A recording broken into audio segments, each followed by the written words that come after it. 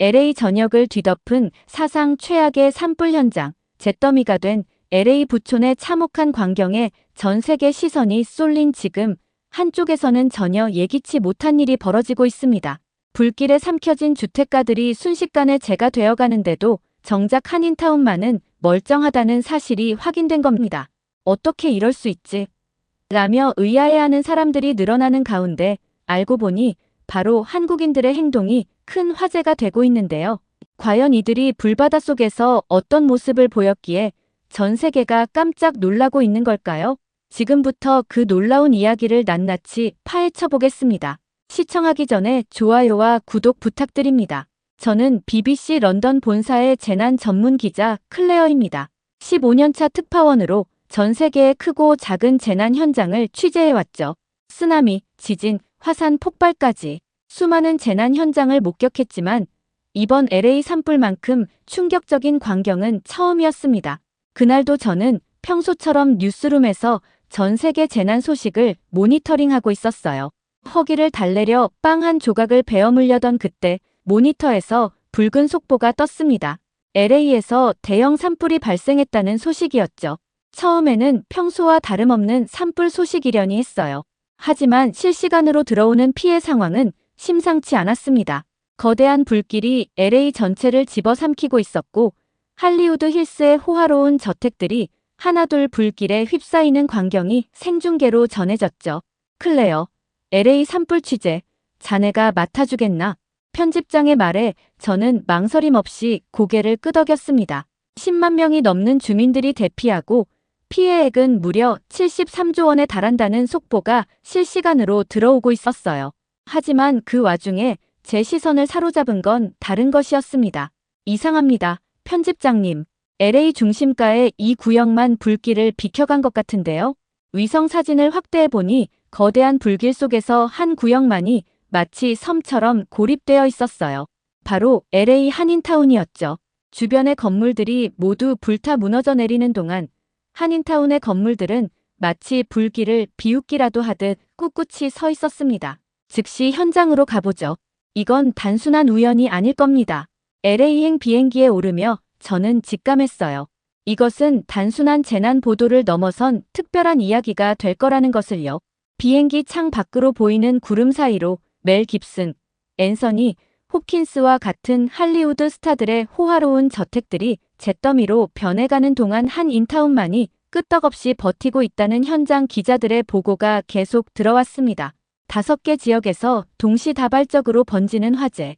퍼시픽 팰리세이즈는 겨우 8%의 진화율을 보이고 있었고 이튼 지역은 더 심각해서 3%에 불과했죠. 8만 7천여 가구가 전기 공급마저 끊긴 채 어둠 속에 갇혀 있었어요. 하지만 그 혼돈의 중심에서 한인타운은 마치 희망의 등대처럼 우뚝 서 있었습니다. 도대체 어떻게 이런 일이 가능했던 걸까요?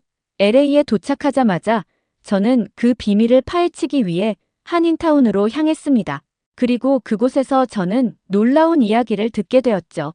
저는 지프차를 타고 할리우드 힐스 주변을 돌아보았습니다. 그곳에서 본 광경은 충격적이었죠. 한때 화려했던 고급 주택가는 이제 잿더미로 변해 있었어요. 화마가 할리우드의 심장부를 집어삼킨 지 불과 3일. 그 짧은 시간 동안 상상을 초월하는 일들이 벌어졌습니다. 차창 밖으로 보이는 풍경은 마치 전쟁 영화의 한 장면 같았어요. 거대한 불기둥이 하늘을 가르고 자욱한 연기가 태양을 가렸죠. 소방 헬기들이 불길 위를 날아다녔지만 그들의 노력이 무색하게 화재는 계속해서 번져나갔습니다. 이곳이 바로 퍼시픽 팰리세이즈입니다. 현재 피해 면적만 82.8제곱킬로미터에 달해요. 서울 면적의 4분의 1에 해당하는 규모죠. 하지만 이건 시작에 불과합니다. 현장에서 만난 제임스 교수의 설명을 들으며 저는 고개를 끄덕였습니다. LA 카운티 내 5개 지역에서 동시다발적으로 발생한 산불은 이미 통제 불능 상태였어요. 이튼 지역의 화재는 56.4제곱킬로미터를, 케네스 지역은 4제곱킬로미터를 태웠고 리디아와 허스트 지역도 계속해서 확산되고 있었습니다. 작년 5월 이후 단 2.5mm의 비도 내리지 않았습니다. 극심한 가뭄이 이번 참사의 도화선이 된 거죠. 게다가 강한 바람까지 불면서 상황이 더욱 악화되었어요. 이런 조건에서는 작은 불씨 하나가 순식간에 대형 화재로 번질 수 있습니다. 할리우드 스타들의 피해 상황은 더욱 처참했습니다. 15년 동안 정들었던 멜 깁슨의 저택이 전소되었고 제프 브리지스, 빌리 크리스털, 애덤 브로디, 마일로, 벤티미글리아의 집들도 모두 화마의 먹이가 되었어요. 앤서니 홉킨스와 맨디 무어도 집을 잃었죠. 베벌리 힐스에 있던 박찬호 선수의 대저택마저 불길에 휩싸여 전소되었다는 소식이 전해졌습니다. 페리스 힐튼은 자신의 SNS를 통해 저택 전소 소식을 전하며 슬픔을 표현했고 톰 행크스, 벤 애플렉, 리즈 위더스푼 등 수많은 스타들이 긴급 대피에 나섰어요. 소방 인력들이 밤낮 없이 최선을 다하고 있지만 자연의 힘 앞에서는 역부족입니다. 이런 화재는 처음이에요. 장비도 부족하고 인력도 모자랍니다. 현장 소방대장 마이크 존슨의 목소리에는 깊은 절망감이 묻어났습니다. 이튼 지역에만 1,600명의 소방 인력이 투입되었지만 진화율은 고작 3%에 불과했어요. 강풍이 불길을 더욱 키우고 있었죠. 다른 지역도 상황은 마찬가지였습니다. 퍼시픽 팰리세이즈가 8%, 케네스가 5%, 리디아가 75%, 허스트가 37%의 진화율을 보이고 있었어요. 소방관들은 24시간 교대로 진화 작업을 이어갔지만 노후화된 장비와 부족한 물 자원으로 인해 어려움을 겪고 있었습니다. 소방차의 평균 연식이 15년이 넘었고 LA 전체 소화전의 30% 이상이 교체 시기가 지난 상태였죠. 화재 진압용 헬기도 부족했고 야간 작업에 필요한 특수 장비도 제대로 갖춰져 있지 않았어요. 피해 규모는 시간이 갈수록 눈덩이처럼 불어났습니다. LA 카운티 내 5개 지역에서 발생한 화재로 148제곱킬로미터가 잿더미로 변했고 최소 1만 채 이상의 건물이 전소되었어요. 약 57,830채의 건물이 추가로 위험에 노출되어 있었죠. 11명의 사망자가 발생했고 실종자 수는 계속해서 늘어나고 있었습니다. 전기가 끊긴 주택가를 지나며 아수라장이 된 거리를 목격했습니다. 약 40만 명의 주민들이 대피령을 받았고 87,394가구가 전기 공급이 끊긴 채 한밤중에 어둠 속에 갇혀 있었어요. LA 카운티 교육구의 모든 학교도 임시 휴교에 들어갔죠. 이번 산불로 인한 피해액이 무려 73조 원에 달할 것으로 예상됩니다. 최악의 경우 83조 원까지 늘어날 수 있어요. 2022년 허리케인 이안의 피해액 560억 달러를 훨씬 뛰어넘는 수준입니다. 보험 전문가 톰 윌슨의 분석처럼 이번 산불은 미국 역사상 최대 규모의 피해를 낼 것으로 전망되고 있었어요. 예상 보험 부담금만 해도 약 29조 2천억 원에 달했고 보험료 급상승이 불가피한 상황이었습니다. 2011년 동일본 대지진의 피해액인 480억 달러마저 초과하는 규모였죠. 대피소에서는 처연한 광경이 펼쳐지고 있었어요. 30년 동안 살아온 집이 순식간에 사라지는 것을 지켜봐야 했다는 제니퍼 스미스 할머니는 눈물을 멈추지 못했습니다. 평생 모은 재산이 하루아침에 잿더미가 되어버린 주민들의 한숨소리가 대피소를 가득 메웠죠. 하지만 더 큰 문제는 이제부터였습니다. 대피구역에서는 약탈 사건이 잇따라 발생했고 당국은 결국 야간 통행 금지령까지 발령했어요. 주민들의 불안과 공포는 시간이 갈수록 커져만 갔습니다. 그러던 중 저는 매우 흥미로운 소식을 접하게 되었어요. LA 중심가의 한인타운에서 믿기 힘든 일이 벌어지고 있다는 것이었죠. 대형 산불 속에서도 한인타운만이 마치 섬처럼 고립되어 있었고 그곳에서는 체계적인 구호 활동이 이뤄지고 있다는 소식이었습니다. 이 이야기를 전해 들은 순간 저는 직감적으로 느꼈어요. 여기에 단순한 우연을 넘어선 무언가가 있다는 것을요. 저는 그 비밀을 파헤치기 위해 한인타운으로 향했습니다. 그리고 그곳에서 저는 놀라운 진실을 마주하게 되었죠. 한인타운에 들어서자마자 저는 놀라지 않을 수 없었습니다. 주변이 모두 불바다가 된 상황에서도 이곳은 마치 다른 세상 같았어요. 튼튼한 콘크리트 건물들이 마치 성벽처럼 불길을 막아서고 있었고 첨단 소방 시스템이 완벽하게 가동되고 있었죠. 우리는 이미 준비되어 있었습니다. 강현우 건축가를 만난 건 한인타운 중심부의 한 빌딩에서였어요. 20년 넘게 이곳의 도시 복원 프로젝트를 이끌어온 그의 사무실은 마치 작은 지휘본부 같았습니다. 벽면에는 한인타운 전체의 건물 배치도가 빼곡히 걸려 있었고 각 건물의 내화 등급과 방제 시설 현황이 상세히 표시되어 있었죠. 한인타운의 모든 건물은 철근 콘크리트 구조로 지어졌어요. 미국에서 선호하는 목조 건축과는 완전히 다른 방식이죠. 초기 비용이 30% 이상 더 들더라도 안전을 최우선으로 생각했기 때문입니다. 강현우 건축가는 컴퓨터 화면을 통해 한인타운 건물들의 설계도를 하나씩 보여주었습니다. 모든 건물은 기본적으로 4시간 이상의 내화 등급을 확보하고 있었고 지하부터 옥상까지 2중, 3중의 방화벽이 촘촘히 설치되어 있었어요. 한국의 재난 대비 철학이 이곳 한인타운의 설계에 고스란히 반영되어 있습니다. 건물 외벽은 최소 25cm 두께의 철근 콘크리트로 시공했고 창문도 모두 강화 유리로 교체했죠. 화재에 취약한 목재 사용도 최소화했어요. 실제로 건물들의 구조는 놀라웠습니다. 한국의 아파트처럼 각 층마다 방화 구획이 완벽하게 나뉘어 있었고 화재 발생 시 자동으로 작동하는 방화 셔터도 곳곳에 설치되어 있었어요. 특히 건물 외벽에 설치된 드라이비트 시스템은 화재 확산을 효과적으로 차단할 수 있게 설계되었다고 합니다. 보시는 것처럼 모든 건물에 자동 소방 시스템을 구축했습니다. 연기 감지기는 5m 간격으로 설치했고 스프링클러의 살수 범위도 완벽하게 겹치도록 했죠. 화재 발생 시 119 신고와 동시에 자동으로 작동하는 통합 방제 시스템도 갖추고 있어요. 강현우 건축가의 설명대로 한인타운의 방제 시스템은 그야말로 완벽했습니다. 각 건물의 1층에는 중앙 방제실이 있었고 24시간 모니터링이 이루어지고 있었어요. 화재 감지기가 연기를 포착하면 즉시 해당 구역의 방화문이 자동으로 닫히고 스프링클러가 작동하는 시스템이었죠. 매달 정기적인 소방 훈련도 실시합니다. 모든 건물의 소방 설비를 철저히 점검하고 주민들과 함께 대피 훈련도 진행하죠. 이번 산불 사태도 우리에겐 또 하나의 훈련이었습니다.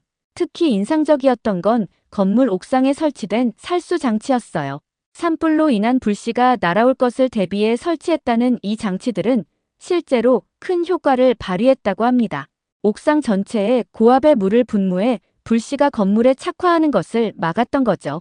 한인타운의 대응은 건축물의 견고함을 넘어 주민들의 체계적인 구호 활동으로도 이어졌습니다. LA 한인회관에서는 이미 대규모 구호 물품 모집이 진행되고 있었어요. 마스크만 해도 8,500개가 넘게 모였고 담요도 60여 개나 준비되어 있었죠. 자원봉사 캠프의 운영도 놀라웠습니다. 한인회관 지하 주차장을 개조해 만든 이 임시 대피소는 마치 작은 호텔 같았어요. 깔끔하게 정리된 간이 침대가 줄지어 있었고 온도와 습도도 적절하게 유지되고 있었습니다. 우리는 서로를 돕는 것이 당연하다고 생각합니다. LA 한인회 관계자의 말씀처럼 이곳에서는 모든 것이 체계적으로 이루어지고 있었어요. 의료진들이 24시간 상주하며 대피 주민들의 건강을 살폈고 따뜻한 식사도 하루 3번 정기적으로 제공되었습니다. 더욱 놀라운 건 지역 간 협력이었어요. 샌디에고 한인들이 자발적으로 마스크 866개를 전달했고 더 많은 지원이 이어질 예정이라고 했습니다. 굿윌이라는 자선단체를 통해 구호 물품을 체계적으로 분류하고 전달하는 시스템도 갖추고 있었죠. 주LA 총영사관의 대응도 신속했습니다. 현장 지휘본부를 즉시 설치해 한인들의 피해 상황을 실시간으로 파악했고 필요한 지원을 즉각적으로 제공했어요. 다행히도 현재까지 한인들의 인명피해는 보고되지 않았다고 합니다. 이런 게 바로 진정한 커뮤니티의 힘입니다.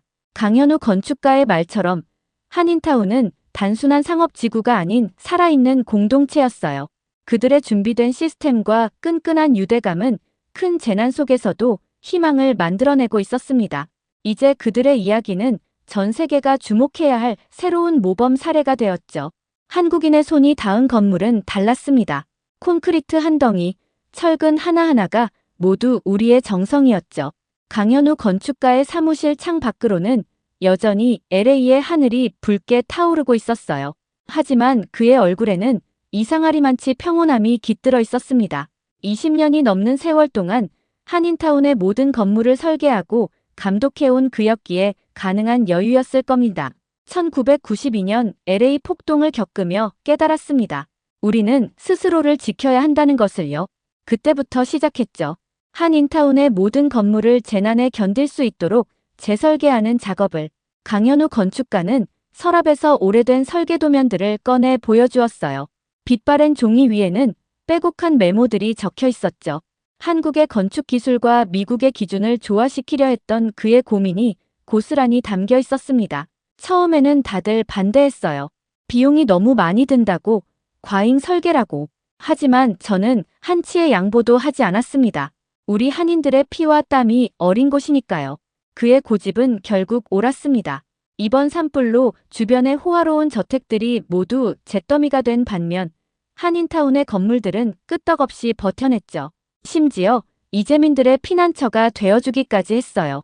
이것이 바로 한국의 재난 대비 철학입니다. 문제가 발생한 뒤의 대처보다 사전 예방이 중요하다는 거죠. 우리 선조들의 지혜가 담긴 거예요. 한편 한인타운에서 10년째 의류 매장을 운영하고 있는 에릭의 이야기도 흥미로웠습니다.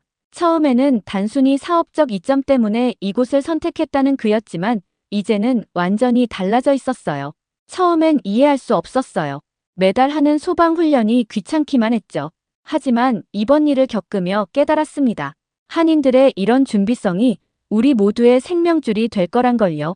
에릭은 산불이 시작되자마자 자신의 매장을 대피소로 개방했다고 합니다. 평소 재고로 쌓아두었던 옷가지들을 이재민들에게 무상으로 나눠주기도 했죠. 한인들에게서 받았던 도움을 이제는 자신이 다른 이들에게 전하고 싶다고 했어요. 한인 커뮤니티는 특별해요. 이곳은 단순한 상가가 아닙니다. 우리는 가족이에요. 서로를 보살피고 지켜주는 진정한 가족이죠. 자원봉사 캠프에서는 더욱 감동적인 장면들이 펼쳐지고 있었습니다. 80세의 마리아 할머니는 한인 청년들의 헌신적인 봉사에 눈시울을 붉히셨어요. 집이 전소되어 절망에 빠졌던 할머니는 이곳에서 새로운 희망을 발견했다고 합니다. 이 아이들이 마치 친손주처럼 저를 돌봐주었어요. 음식도 떠먹여주고 밤새 제 이야기를 들어주었죠. 제가 이런 대접을 받을 자격이 있나 싶을 정도로요. 캠프에서 만난 제니퍼와 마이클 부부의 사연도 인상적이었습니다. 산불을 피해 겨우 대피했지만 갈 곳이 없었던 그들에게 한인 자원봉사자들은 망설임 없이 도움의 손길을 내밀었다고 해요. 처음에는 조금 어색했어요. 문화도 다르고 언어도 통하지 않았으니까요. 하지만 이곳 사람들의 따뜻한 마음은 그 어떤 장벽도 뛰어넘더군요. 이제는 매일 아침 한국식 아침 식사가 기다려질 정도예요. 자원봉사자들의 활약도 눈부셨습니다. 10대 청소년부터 70대 노인까지 모든 세대가 하나 되어 봉사에 참여하고 있었어요. 특히 2세대 한인 청년들의 모습이 인상적이었죠. 부모님 세대의 헌신을 이어받아 더 큰 나눔을 실천하고 있었습니다. 우리는 이미 준비되어 있었고 함께하고 있었어요. 이번 산불은 우리의 진정한 힘을 확인하는 계기가 되었죠. 강현우 건축가의 말처럼 한인타운의 저력은 단단한 건물이나 체계적인 시스템에만 있는 게 아니었어요. 서로를 가족처럼 아끼고 보살피는 따뜻한 마음, 그것이야말로 그들의 진정한 힘이었습니다. 에릭은 이제 매일 아침 자원봉사를 하고 나서 매장 문을 연다고 해요. 수익은 줄었지만 그의 얼굴에는 오히려 더 큰 행복이 깃들어 있었죠. 자신도 이제 한인 커뮤니티의 진정한 일원이 되었다는 자부심 때문이었을 겁니다. 이곳에서 저는 비즈니스 이상의 것을 배웠어요. 진정한 공동체가 무엇인지, 서로를 위해 사는 것이 얼마나 가치 있는 일인지를요. 이제 저는 자랑스러운 한인타운의 일원입니다. 그의 말에 깊이 공감하며 저는 다시 한번 이곳의 의미를 되새겨보았습니다. 한인타운은 단순한 상권이나 거주지가 아닙니다. 이곳은 서로의 아픔을 감싸 안고 함께 희망을 만들어가는 진정한 공동체였어요. 그리고 그들의 이야기는 이제 전 세계가 주목해야 할 새로운 희망이 되고 있었죠. 이번 산불 피해의 근본적인 원인은 바로 여기 있습니다. 제임스 교수는 컴퓨터 화면에 떠 있는 할리우드 힐스의 위성 사진을 가리켰어요. UCLA 환경건축학과 교수인 그는 20년 넘게 미국의 건축 시스템을 연구해온 전문가였습니다. 그의 사무실 벽면에는 LA 지역의 건축물 현황도가 가득했죠. 보시다시피 이 지역의 대부분은 목조 건축물이에요. 비용 절감을 위해 선택한 방식이죠. 하지만 이번 참사에서 보듯이 그 결과는 치명적이었습니다. 특히 캘리포니아처럼 산불 위험이 높은 지역에서는 더욱 그렇죠. 제임스 교수는 차트 하나를 보여주었어요. 할리우드 힐스와 베벌리 힐스의 건축물 중 무려 92%가 목조 건축이라는 충격적인 통계였습니다.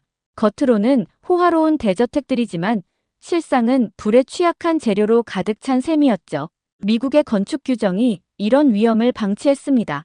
화재에 취약한 목조 건축을 여전히 허용하고 있죠. 심지어 고급 주택가에서도 말이에요. 게다가 방화벽 설치 기준도 느슨하고 소방 설비에 대한 규제도 미흡해요. 실제로 할리우드 힐스의 호화로운 저택들은 겉으로는 화려해 보였지만 대부분 목재로 지어져 있었습니다. 외벽만 석재나 벽돌로 마감했을 뿐 내부 구조는 모두 나무였죠. 방화벽도 최소한의 기준만 충족시켰고 자동 소화 설비도 제대로 갖춰져 있지 않았어요. 소방 시스템의 노후화도 심각한 문제입니다. LA 전체 소화전의 30% 이상이 교체 시기가 지났어요. 하지만 예산 부족을 이유로 방치되고 있죠. 소방차 한 대의 가격이 100만 달러가 넘는데도 시정부는 계속 예산 삭감만 진행했습니다. 소방 장비의 현실은 더욱 암담했어요. 이튼 지역에 투입된 1,600명의 소방관들은 평균 연식이 15년이 넘은 낡은 소방차를 타고 현장에 투입되었습니다. 화재 진압을 위한 최신 장비는 턱없이 부족했고 통신 장비마저 구식이었죠. 디지털화된 재난 관리 시스템도 없어요. 여전히 아날로그 방식으로 상황을 통제하다 보니 대형 재난이 발생하면 혼선이 불가피합니다. 5개 지역의 화재를 동시에 통제해야 하는데 통합된 시스템이 없으니 각자 도생인 거죠. 제임스 교수는 이번 산불 초기 대응 과정에서 발생한 문제점들을 하나하나 짚어나갔어요. 지휘 체계의 혼선으로 인해 소방 인력이 효율적으로 배치되지 못했고 실시간 상황 공유도 제대로 이루어지지 않았다고 합니다. 게다가 LA시의 재난 대응 매뉴얼은 30년 전 기준에 머물러 있어요. 기후 변화로 인한 극단적 기상 현상은 고려되지 않았죠. 이번처럼 대규모 산불이 동시다발적으로 발생하는 상황은 아예 상정조차 되어 있지 않았습니다. 반면 한인타운을 보세요. 완벽히 다른 모습 아닙니까? 제임스 교수는 한인타운의 위성사진으로 화면을 전환했어요. 불길에 휩싸인 주변과 달리 한인타운은 마치 요새처럼 굳건히 서 있었습니다. 그는 한인타운의 건축 방식에 깊은 감명을 받은 듯 했죠. 한인들의 접근 방식은 완전히 달랐어요. 그들은 비용보다 안전을 우선시했죠. 건물 하나를 짓는 데 드는 비용이 일반적인 목조 건축보다 30% 이상 높았지만 그만한 가치가 있었습니다. 이번 산불이 그 증거죠.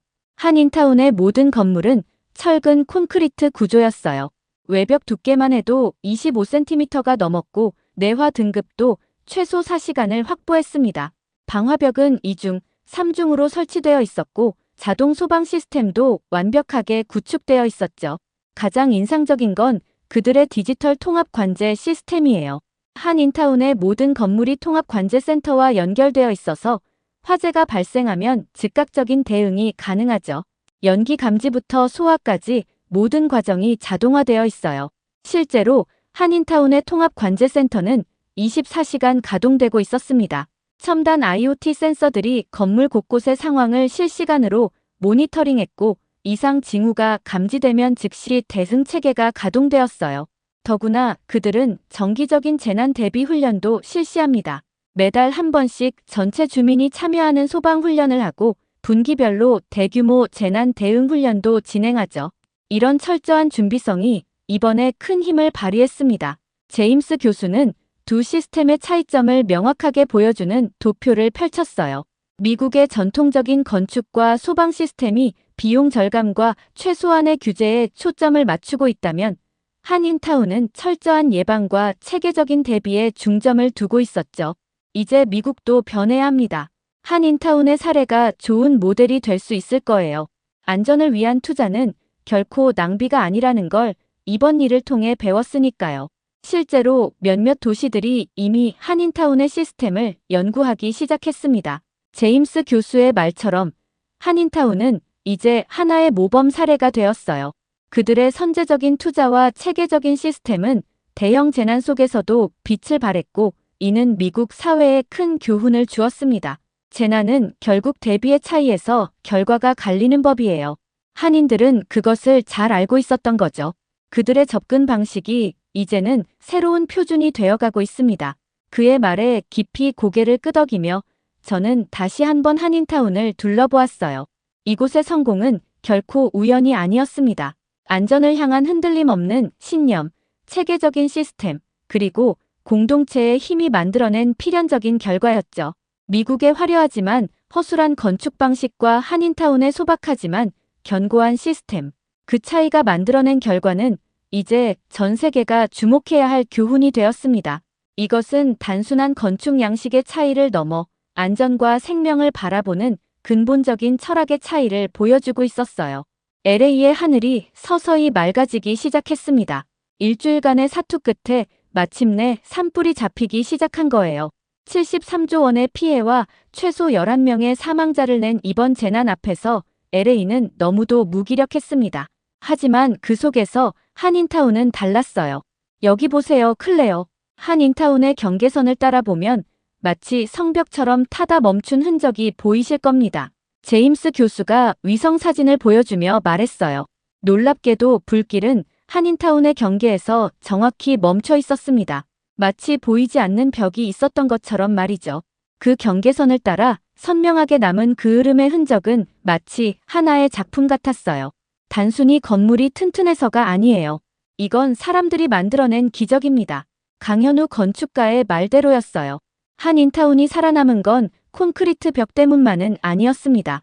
24시간 교대로 건물 옥상을 지키며 불씨를 감시한 자원봉사자들, 끊임없이 주변을 순찰하며 화재 위험을 체크한 주민들, 그리고 서로를 믿고 의지하며 한마음으로 뭉친 공동체가 있었기에 가능한 일이었죠. 통합관제센터에서는 여전히 긴장감이 감돌았습니다. 수십 개의 모니터에는 한인타운 곳곳의 상황이 실시간으로 표시되고 있었어요. 화재 감지 센서들의 수치, 스프링클러 시스템의 작동 상태, 그리고 각 건물의 내부 온도까지 모든 것이 디지털화되어 있었죠. 우리는 단 1%의 위험도 놓치지 않았습니다. 모든 순간이 시험되었으니까요.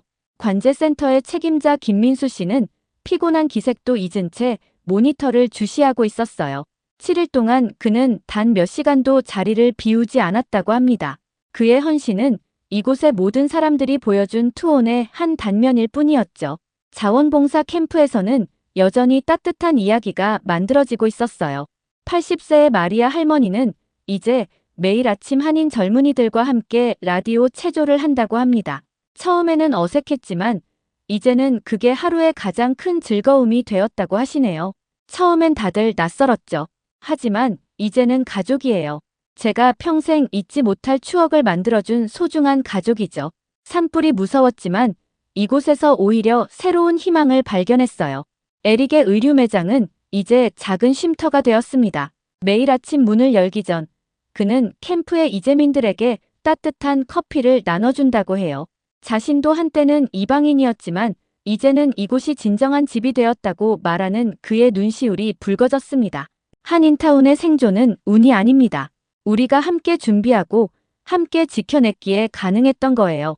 이제 우리는 더 강해졌습니다. 강현우 건축가의 말에 저는 깊이 고개를 끄덕였습니다. 그의 책상 위에는 새로운 설계도면이 놓여 있었어요. 더 안전하고 더 단단한 한인타운을 만들기 위한 새로운 계획이었죠. 재난은 끝났지만 그들의 도전은 계속되고 있었습니다. 이런 위기 속에서도 우리는 함께였습니다. 앞으로도 그럴 거고요. 한인타운의 정신은 바로 이런 것이니까요. 에릭의 이 한마디가 모든 것을 설명해주는 것 같았어요.